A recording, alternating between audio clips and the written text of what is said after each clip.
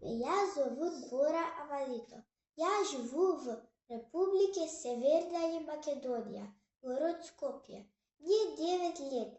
Я нарисовала рисунок под названием «Спасибо, Москва».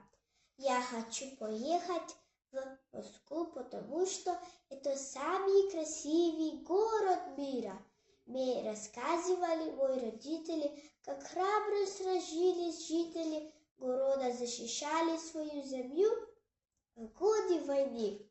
Я нарисовала Кремль, бомбоубежище, где встречают праздник Новый год, и дети поют песни. Я нарисовала, как горит дом, гондоли в небе защищают город от фашистских эсеров, а голубь мира несут в клюве русское знамя.